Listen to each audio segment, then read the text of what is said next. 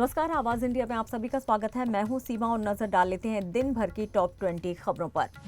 मुख्यमंत्री योगी आदित्यनाथ ने अयोध्या में पौधरोपण महाअभियान की शुरुआत की। इस मौके पर उन्होंने इसे मां के प्रति कृतज्ञता व्यक्त करने का अवसर बताया। सीएम ने हनुमानगढ़ी और रामलला के दर्शन किए और संतों महंतों से मुलाकात की। बिहार विधानसभा चुनाव से पहले मतदाता सूची सत्यापन के खिलाफ महागठबंधन ने पूरे राज्य में चक्का जाम कर दिया। पटना में राहुल गांधी, तेजस्वी यादव समेत कई बड़े नेता सड़क पर उतरे। प्रदर्शनकारियों को विधानसभा के पास जाने से रोका गया। राहुल गांधी ने आरोप लगाया है कि बिहार चुनाव में धांधली की कोशिश की जा रही है। उन्होंने चुनाव आयोग को निशाने पर लेते हुए कहा है कि उसके अधिकारी भाजपा और आरएसएस के एजेंट की तरह काम कर रहे हैं। गुजरात के बड़ौदा जिले में महासागर नदी पर बना पुल अचानक टूट गया। हादसे में 2 ट्रक, 1 कार और कई दोपहिया वाहन नदी में गिर गए। अब तक कम से कम 3 लोगों की मौत और कई अन्य के घायल होने की खबर है। हादसे की वजह से पूरे इलाके में हड़कंप मच गया है। गुजरात पुल हादसे में जान गंवाने वालों के लिए पीएमओ और राज्य सरकार ने मुआवजे का ऐलान किया है। पीएमओ की ओर से मृतकों को 2-2 लाख रुपए और घायलों को 50,000 रुपए दिए जाएंगे। वहीं राज्य सरकार 4 लाख अतिरिक्त सहायता देगी। मौसम विभाग ने 24 राज्यों में भारी बारिश से अत्यधिक बारिश की चेतावनी दी है। 9 से 10 जुलाई को मध्य प्रदेश, महाराष्ट्र, छत्तीसगढ़, झारखंड और बंगाल में भारी बारिश हो सकती है। कई राज्यों के लिए रेड और ऑरेंज अलर्ट भी जारी किया गया। नागपुर में भारी बारिश के चलते सड़कें जलमग्न हो गई हैं और नाले नदियां उफान पर हैं। प्रशासन ने एहतियात के तौर पर सभी स्कूल और कॉलेज बुधवार को बंद रखने का आदेश दिया है। मौसम विभाग ने रेड अलर्ट जारी किया है। केंद्रीय श्रमिक संगठनों ने सरकार की आर्थिक नीतियों के विरोध में राष्ट्रव्यापी हड़ताल की घोषणा कर दी है।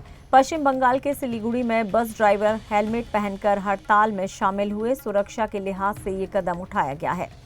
कटिहार बार रसोई रेलखंड में कामाख्या एक्सप्रेस की गार्ड बोगी पटरी से उतर गई। हादसे में कोई घायल नहीं हुआ है, लेकिन 67 स्लीपर क्षतिग्रस्त हुए हैं। राहत कार्य युद्ध स्तर पर है। माइक्रोसॉफ्ट के सह संस्थापक बिल गेट्स दुनिया के टॉप 10 अमीरों की सूची से बाहर हो गए हैं। वे अब 12वें स्थान पर पहुंच गए। उनकी संपत्ति $124 बिलियन है, जबकि एलन मस्क की 364 बिलियन के साथ पहले स्थान पर है। एप्पल कंपनी में बड़ा बदलाव हुआ है। भारतीय मूल के सभी खान को चीफ ऑपरेटिंग ऑफिसर नियुक्त किया गया है। वो 30 साल से सेवा दे रहे जेफ विलियम्स की जगह लेंगे, जो रिटायर हो चुके हैं। पन्ना टाइगर रिजर्व की सबसे बुजुर्ग हथनी वत्सला का निधन हो गया है। करीब 100 वर्ष की उम्र में वत्सला ने अंतिम सांस ली है। वो पर्यावरण और वन्यजीव प्रेमियों के लिए एक पहचान बन चुकी थी। सोने की कीमतों में तेज उछाल देखने को मिला है। 24 कैरेट सोना 570 रुपए महंगा होकर 98,850 रुपए 10 ग्राम पर पहुंच गया है। चांदी के दाम में मामूली गिरावट आई है। वेब सीरीज पंचायत के चौथे सीजन के रिकॉर्ड ओवरव्यूशिप दर्ज की गई है। सिर्फ एक हफ्ते में से 78 लाख से ज्यादा बार देखा गया, जिससे ये भारत की सबसे ज्यादा देखी गई वेब सीरीज बन गई है। रणबीर कपूर की फिल्म रामायणम का टीजर रिलीज होते ही प्रोडक्शन हाउस के शेयर 30% तक उछल गए हैं। कंपनी का मार्केट कैप 1,000 करोड़ से बढ़कर 5,641 करोड़ तक पहुंच गया। बॉलीवुड अभिनेत्री आलिया भट्ट की पूर्व पर्सनल असिस्टेंट वेदिका प्रकाश शेट्टी को 76 लाख की धोखाधड़ी के आरोप में गिरफ्तार कर लिया गया है। वेदिका ने प्रोडक्शन हाउस और अकाउंट से पैसे निकाले थे।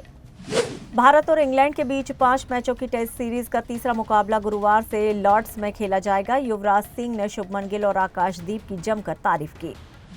बल्लेबाजी कोच सितांशु कोटक ने लॉर्ड्स की पिच को लेकर चेतावनी दी है। उन्होंने कहा है कि यहां गेंदबाजों को मदद मिलेगी और यहां पहले 2 मैचों की तुलना में बल्लेबाजों के लिए ज्यादा चुनौतीपूर्ण होगा। कैप्टन कूल नाम के ट्रेडमार्क को लेकर विवाद बढ़ गया है। Law firm analysis attorneys at law ने MS धोनी के इस ट्रेडमार्क पर आपत्ति जताई है। उनका कहना है कि ये शब्द अन्य खिलाड़ियों के साथ जुड़ा है। MNS प्रमुख राज ठाकरे ने पार्टी कार्यकर्ताओं को मीडिया से बातचीत न करने का निर्देश दिया है। उन्होंने साफ कहा है कि प्रवक्ता भी बिना अनुमति के कोई बयान न दें। फिलहाल टॉप 20 खबरों में इतना ही। आप देखते रहिए आवाज इंडिया। नमस्कार।